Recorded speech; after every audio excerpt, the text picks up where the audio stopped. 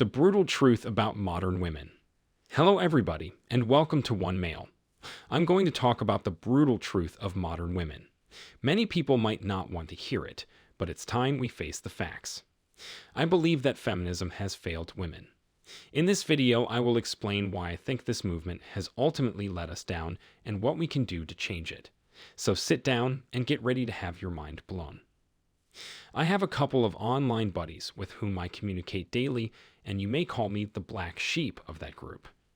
Among all my pals, I'm the only one who isn't looking for a so-called good woman. We always get into heated arguments over women in partnerships. My viewpoint is consistent and unwavering. I'm not seeking a lovely lady. I'm living the free agent lifestyle until they discover me dead in the house one day. Regardless of their opinions, I want to meet a good woman to be my queen, marry, and establish a family with her. We used to argue that there aren't enough good women to ensure you get one. Even then, how do you know she'll be good, or that she won't divorce, grape you the kingdom come? In their defense, it would reassure me that they would find a decent woman, that I was being pessimistic, and that I should also try to find a good woman. My typical retort would be, I don't see any of you with a good woman. A woman can play a part till she achieves her goals. None of you could show me a single good woman, so why would I ever listen to what you had to say, and they had nothing else to say? I'm just bitter and upset by the traditional Shane language, so this got me thinking. Are nice women extinct since all I see around me in the real world and online are girls and women who are attention gobblers and termites eager to come into men's lives and devour them down to the ground, leaving only disaster in their wake? So let's examine whether excellent women exist and whether you should care, because I know many of you want a superb lady deep down, and you're being pushed to go your path because of what modern women have become and can do to you. To lay the groundwork for our talk, I wanted to know what a good woman is since, to be honest, I don't know what a decent woman is.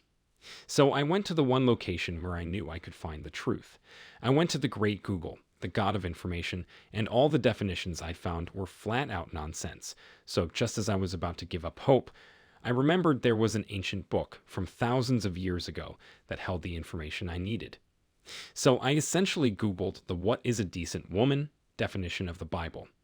The Bible defines a virtuous woman in Proverbs 31 as one who leads her home with honesty, discipline, and more. All the qualities she practices focus on improving her husband's life, teaching her children, and serving God. This is essentially the definition of a virtuous woman. We'll stick to this notion because reading the original text makes a lot more sense than what other people online believe an excellent lady is. Now let me ask you a question.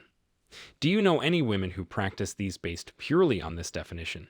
You only need to look at the part to exclude 95% of the ladies on the planet. Her qualities are geared solely toward improving her husband's life via teaching her children and serving God. Women consistently fail to enhance their husbands' lives. Modern women do not enter a man's life to uplift him and improve the family. Everything a modern woman does is for her gain, and she enters a man's life with her ulterior objectives, which usually means exploiting the man to build herself and her lifestyle up. Modern women nowadays arrange their divorces before or during their weddings, so when she accepts your proposal, she also prepares for divorce before saying, "I do." Have you ever wondered how women know the law so well? You, as a man, presumably know very nothing about the law, let alone divorce, because most guys don't care about such things, and you have no reason to wish to divorce. However, modern women are incentivized to divorce males, and they always take the time to learn the law to protect themselves. Let me offer two examples to demonstrate that the divorce is planned before the wedding. When I was a young whippersnapper, this girl lived relatively close to me and still does. She was older than me and about to finish high school, so I had an opportunity to enter her drawings, but that's beside the point. She said something that has stayed with me to this day, and I should have taken it as a caution to follow my own route, but I was young. So she claimed all I had to do was marry a man for 5 years, divorce him, and I'd get half of what he owned. Gentlemen, this girl was in high school with this mindset and knew how to con a man out of his money. The following example will blow your head. My mother told me this story, and I don't see why she would lie, so here it is. There was a man who lived near my mother, and he told her about how his ex-girlfriend cheated on him. So he found a girlfriend and moved in with her, and just like any other average couple, they bought things for the house. I believe he discovered her cheating and was ready to push her out of his house and call it quits on the relationship. The difficulty is that she resided at his home for 5 years and was his common law husband under the law. Thus, she knew, but he didn't. Like many guys in society, she chose to drag him to court for half of what he had and ended up winning. She received half of his house and everything they shared, including the automobile. To make matters worse, he was forced to sell his home and car to pay her half. He resolved never to live with another lady again. These are merely stories, but the point is that modern women do not enter your life to improve it. Always remember that they arm themselves with legal information and are not afraid to use it against you since they are self-centered.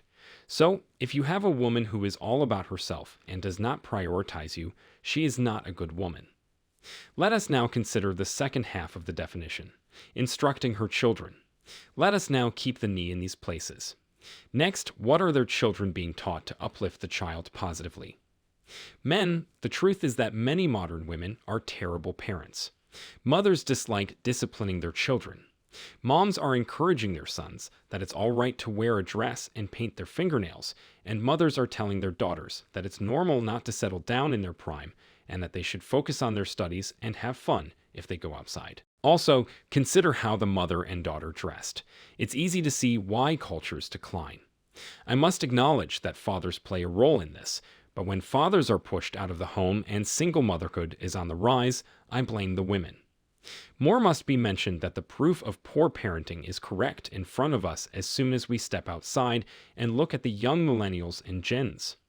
Millennials are entitled, lazy, lack discipline, lack morality, a lack work ethic, broken, distracted, and so on.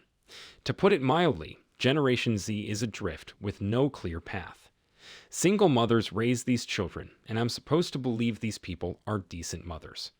Single motherhood by choice, in my opinion, means that the mother either forced the father out of the child's life or selected the wrong match, and women who raise bad children are not good mothers. That is my position on the subject, and the last portion of the definition emphasizes serving God, which I will elaborate on. A person who does not believe in God or any other religion is unlikely to have a moral compass. So if a lady does not believe in God, you have no idea where her values will come from.